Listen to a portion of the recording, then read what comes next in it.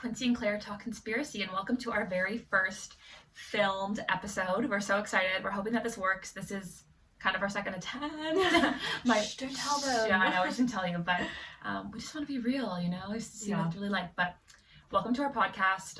If this is the first time that you've come across us, we do have quite a big backlog on audio, so wherever you get your podcast, you can give us a listen. If you enjoy this episode, please give us a thumbs up, or if you're listening, please leave us a review. It really helps us out. Yeah, and also a little plug for our TikTok as well. Go and follow us on TikTok. Yeah, we have a TikTok now, so we're expanding into visual content. Yeah, look at us. We're taking the next step. Because for ages we were like really scared that loads of conspiracy theorists were going to come and hunt us down and be like, you guys are crazy debunking everything. We were quite scared about it. But everyone's been so lovely. We've only met nice people on this journey. So, it's true. So we feel comfy showing you our faces now. Exactly. So this episode is the quote-unquote Tudor episode, except I'm sure we'll do more. We're just talking about, the Tudor period is a massive period in history. It's not like we can do just one episode on it, but that's what we're going to be talking about. There's kind of two theories that we're going to be mainly focusing on today. We've got the Bisley boy conspiracy, which we'll go through kind of quickly, and then we have the Thomas Seymour. Did he really try and kidnap Edward VI? Ooh. Juicy. So really quick, the Bisley boy conspiracy, very randomly, who made it popular? No one other than Bram Stoker, who is the author of Dracula. Very odd.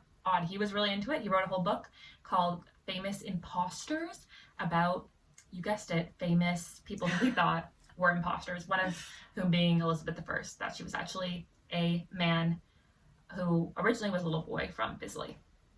So the theory goes that Elizabeth was visiting Overcourt, which is in Bisley.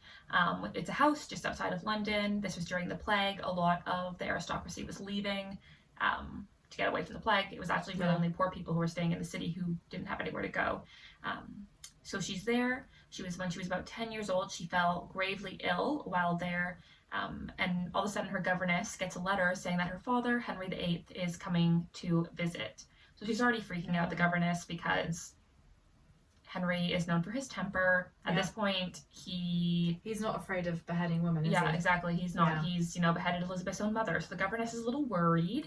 And then the theory goes that Elizabeth then suddenly dies. And the governess is so afraid of telling her father that she thinks, for this visit, I'm just going to find a kid who looks like Elizabeth. It's going to be fine. And then I'll tell him after when he's not physically with me. Because then he can't maybe get as angry with me. Yeah, so we would need to ask Rebecca about this, don't we? Like, how likely is it that Henry actually would have had no idea what his daughter looked like? I feel like most parents, if you were like, this is your kid, they'd be like, no, that is not my child. But yeah, this period, kids spent a lot of time, kids who were from the nobility spent a lot of time with their governesses, so maybe we'll have to ask. Rebecca, by the way, is the guest that we're having on the next episode. She runs the Tudor Dynasty podcast and is an expert in all things Tudors. So she's going to come on and walk us through these theories kind of on our next episode, which is how we structure things. One that's just the two of us, then one with an expert every week. So Elizabeth dies. Then the governess freaks out. She wants a little girl at first. She goes to the village. There's no girl who is going to be able to look enough like Elizabeth. But there is a little boy who was at Overcourt House and was Elizabeth's playmate. He's got the same coloring as her, aka he's probably just ginger and pale. And he stands in. It goes so well that they actually decide they're never telling Henry VIII about the fact that Elizabeth has died.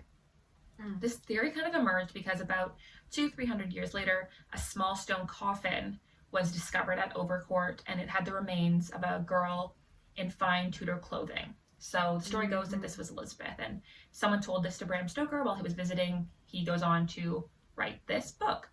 And something he relies on a lot in the book is depictions of Elizabeth as a man in letters and by herself even. So I really quickly want to talk about this. Elizabeth actually had very good reason to be calling herself a man or saying that she was manly. At the time, the political system, it was thought of as a body, the body politic, and at the head of that body, so the most important figure was the monarch, who was there as God's representative on earth. And the idea that a woman would be stepping into that role did not go over well with a lot of people, especially since Elizabeth from a very early age was very adamant she was not getting married. Can you blame her after her father's track record? Yeah. So she actually worked very hard at saying that she was a female in body, but in kind of like spirit and her ability, she was a man. On the eve of the potential Spanish invasion, she said, "I may have the body of a weak and feeble woman, but I have the heart and stomach of a king." So, if you believe in the theory, you would say she's saying this because she's a man. But if you kind of look at the cultural context, why would she say this? It makes a little bit more sense. There's a lot of books and kind of like academic scholarship done on gender and Elizabeth I and how she almost tried to have two separate quote unquote bodies, like her actual physical female body and then her body that of the king, almost, in a sense. Like, people call her the king and queen, almost like she embodied both monarchs. Yeah, that was the Archbishop of York that called her that, was it? Yeah. So the Archbishop of York actually originally did not want her to become queen because of her gender, but later on he called her both king and queen. So he kind of came around to the idea that she could be both. So that's why she might have been referring to herself as a man. And then there's also like full-on proof that she was a woman. Notably, Philip II, he had an emissary there to kind of scope out if Elizabeth was going to be open to marriage or would be willing to get married, and he bribed a laundress to make sure that Elizabeth was able to have children, bribing her if she was having a period, and the answer apparently was yes. Yeah. So apparently she was having... That's quite conclusive. Yeah, really. She was having a period. Like, that seems like, I guess you could fake that, but that's like going really far. That's really committing to the bit. It's really committing to the bit. She also had a really close relationship with a man named Robert Dudley. A lot of people at the time speculated that they were intimate. I mean, of course, it could have been like a homosexual relationship, but that just takes it like the next step, especially in this period when that was like, a sin, sodomy, what have you. And that just would have got out. Yeah. Like, people love scandals. Someone would have said something. Yeah, and Elizabeth had enemies. Like, first of all, she's refusing to get married. She's Protestant at a time when, her father was the one who broke from the church. So it was not well established in England that they were a Protestant country. Her older sister, who'd been queen before her, was Catholic. Like, this would have just been if someone got this, like, someone surely would have said something. And the thing is, this theory comes out much later. Like, it comes out after her death. There was, as far as I'm aware, no one during her lifetime saying that she was a man. Right. And that's also, it's always convenient when no one's there to deny it. And no one who knew her personally is alive and what have you. Yeah, and the body in the coffin wasn't found for, 200, 300 years later. Yeah, and also, couldn't it be, anyone. Yeah. Literally anyone. Yeah, like, it could have just been, Overcourt was a nice house, and people did die. Probably a little kid did die there. Yeah. So that's that. Rebecca told me she's going to debunk that theory in 2 minutes, according to her. So she thinks it holds no water whatsoever. Yeah. So I'm curious to see what she has to say about it. Yeah, I want to set a watch on her and be like, go. You have 2 minutes. Debunk it right now. To be fair, I think we've pretty comprehensively debunked that in about 5. Yeah. So, maybe 2 minutes isn't too much. I felt like we had to mention that one because it crops up a lot, but the one we're now about to talk about, I actually think is way more interesting and one that I never heard about, and I'm kind of a Tudor fangirl, so... Yeah. Warning though, I'd say this next one is a lot more complex. Yeah. It's not almost that it's complex, it's that there's so many characters and they all have the same name. Oh my goodness. Yeah, they had no imagination in Elizabethan England. Yeah, None. They all had the same name. So, really quick little history lesson. After Henry VIII dies, the throne actually goes to his son. So I feel like whenever I tell people that he actually had a son, they're always surprised. I'm like, no, he fully, did have a son. When he died, he thought like his legacy was going to go through the male line. Things were going well. So his son's name is Edward, and he was the son of Jane Seymour, who is his wife, who died in childbirth. She's the third wife, I believe. So her son is the one who is on the throne, Edward. So Edward is a child. When his dad dies, he's 9 years old, and in Henry VIII's will, he stipulated that there needed to be a regency council until his son was of age, which is kind of common practice. Yeah. And the two people who become important here are his two uncles, the Seymours, so Jane's brothers. So these are his, blood uncles. And their names are Edward and Thomas. And we're going to be focusing on Thomas today. So it's a little confusing because you've got Edward Seymour and then Edward the Child King. Yeah. So we're going to try and keep track of that. The eldest one was Edward, and Edward is given the title Protector Regent. He's the head of this council. He becomes very powerful at court. He's essentially the most powerful man in England. Thomas is also very also very popular, also very powerful. He is in charge of the Navy. He's still on the Regency Council. He also married Catherine Parr, who was Henry VIII's sixth and final wife, who survived him. And in marrying her, he became extremely rich because she had been left a lot of money and land and just stuff, essentially, by Henry VIII. So, I mean, that was a very smart political move for him to do, to marry the widow of the late king. That gives him a lot of connections, and it kind of cements his position, because Catherine is also the stepmother of the child king Edward, who was already his nephew. So he's got a lot of connections to him and access to him. Meanwhile, though, Thomas, despite all this, is not exactly happy with what he's been given. He thinks that he should be the protector of England. He wants the most power. He also had a super tumultuous relationship with his older brother's wife, whose name was Anne. Anne and Catherine Parr especially didn't like each other because for some reason Anne had the Queen's jewels, which were totally, rightfully Catherine Parr's actually, but wouldn't give them to Catherine. Catherine also apparently felt that she should have just been made regent. It wasn't uncommon for a woman to be regent. She's his stepmom. She's the surviving queen. Why are the Seymours getting all this power?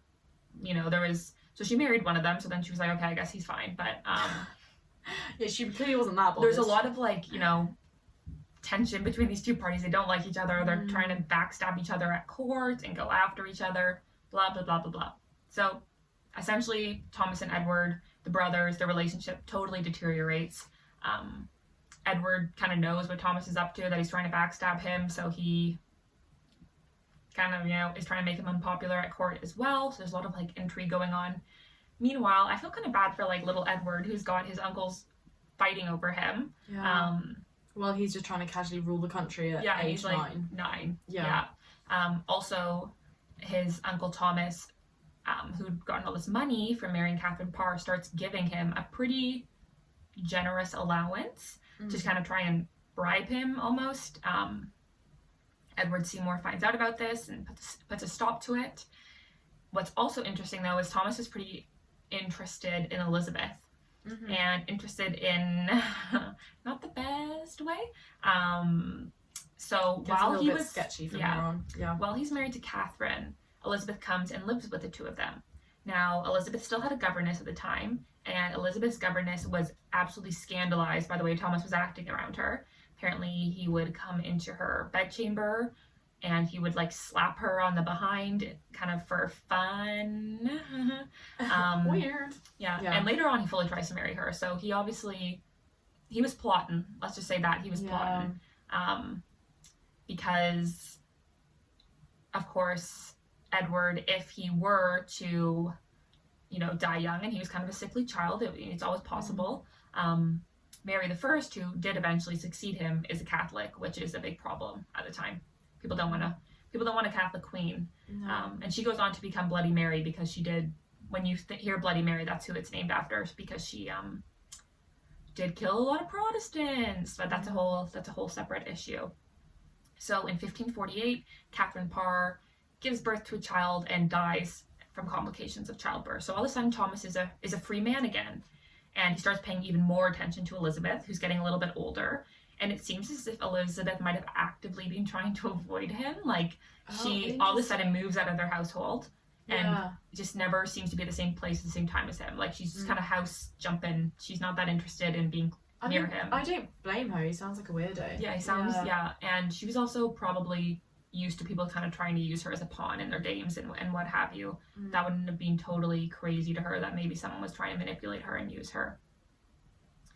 So this is the same year that Catherine dies. Elizabeth writes a letter to Thomas saying that she's turning down his marriage proposal because she never plans to ever get married. But if she does decide to get married, he'll be the first one she tells. So she doesn't say, you'll be the one I marry. She just goes, I'll tell you, don't worry. Meanwhile, while this sort of weird situation is going on with Elizabeth, Thomas is still trying to get power away from his older brother. One of the things he does as the High Lord Admiral of England, he openly asked the Navy for support in case of a rebellion, which is bold. Just absolutely so bold. He's just not the king, is he? No. So it's kind of back down. Yeah, he's the uncle of the king, the younger brother of the Lord Protector of England. Like, you know, he's absolutely trying it. He's going for it, essentially. Which I can't believe he like fully asked the Navy. I don't know why they didn't arrest him then. Maybe it didn't like fully come out at that point. I'm not really sure. And just to clarify, we haven't got to the actual conspiracy. No, yeah, this is all like legitimate. Yeah, this fact. is just true. It's just important to kind of. We need to lay the groundwork. Yeah, but I just wanted to point out, like, this guy was genuinely like this. Yeah. Yeah, unless, you know, the propaganda afterwards wanted to paint him out this way, but that's something we'll get to later. Then, very conveniently for Thomas, in 1547, his older brother invades Scotland and actually goes with the army. So all of a sudden, he's at court. His brother's out of the picture. His brother's, you know, to him, his very annoying wife is sticking around Anne, who's being a problem. But he gets a lot of people to turn against her. There's all this like intrigue going on. And a lot of people speculate that maybe this whole rebellion he was talking about, maybe he was going to marry Elizabeth and put her on the throne and, you know, do this whole plot, essentially. But no one knows what he was really planning. There's just a lot of speculation. So now we have the actual conspiracy. Okay. So the official story goes that Thomas was caught breaking into his nephew's apartment. And how he was caught is that he woke up Edward's dog, who started kind of barking, and in a panic he shot the dog, which woke up a lot more people.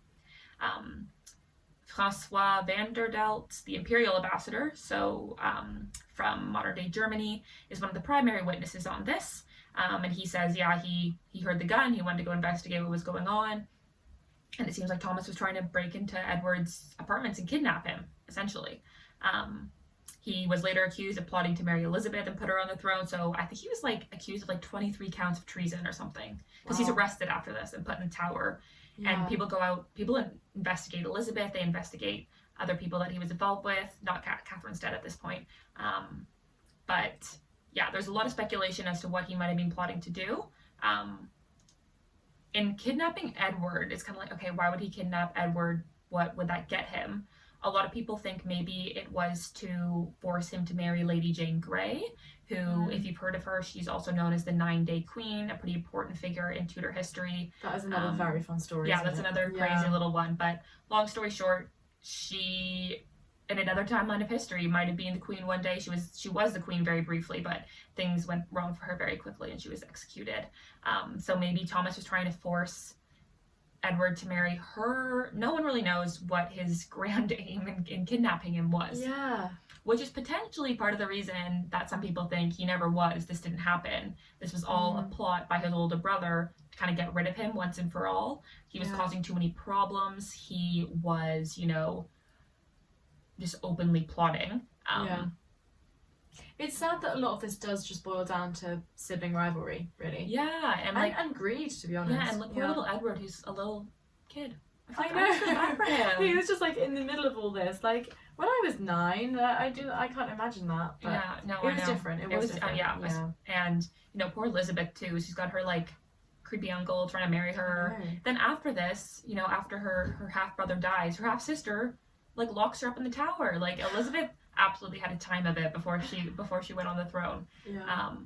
Which was something that a lot of people were expecting, actually, which is kind of interesting. When you hear about all this and all the moving parts and what was going on, it's actually kind of crazy that Elizabeth actually made it onto the throne, that both her half-siblings died, that the Lady Jane Grey was unsuccessful, and kind of that whole faction at court turned against her, and what have you. Like, it could have very easily we could have not had the Elizabethan era. It could have been something so different. It's crazy. So the 16th of January, 1549, is the day that the alleged kidnapping happens, and he's executed on the 20th of March of that same year. So pretty quickly after. He's not summoned to throw in the tower for a while. I mean, he probably had a pretty high flight risk. People are going to break him down. He's still a powerful person. So they might have been a little bit worried about that. So but the conspiracy theory, of course, is that was he set up? Maybe there's a lot of people who don't like him, including his brother and his wife, his brother, is the most powerful man in England at the time. Even though he's not the king. Was this all just a massive setup? Was Thomas actually breaking into his apartment? Did he really kill that little dog? you know, who's this imperial ambassador, where they kind of, did they have something in it for them? Yeah, I was going to say that actually. Little Francois came out of nowhere, didn't he? Yeah, So, and he's like the primary witness. yeah, it's interesting. So, and maybe like Edward was told like this is for the best, like you have to do it. You have to remember he's a little kid, like he's not, Yeah. you know, that actively involved in this story because he's just little. I know. Poor guy. So what I'm looking forward to about speaking to Rebecca is that she kind of asked to speak about Thomas Seymour, Yeah, didn't she? yeah. So she seems to be, she's really passionate about Thomas. She was the one, when we have guests on, we usually ask them like, what is something that people bring up to you all the time that you really want to get off your chest, that you really want to debunk? And it was this one. She said like, okay, we'll do the Bisley boy, but just, you know, I'll debunk it in 2 minutes, but then let's talk about Thomas Seymour.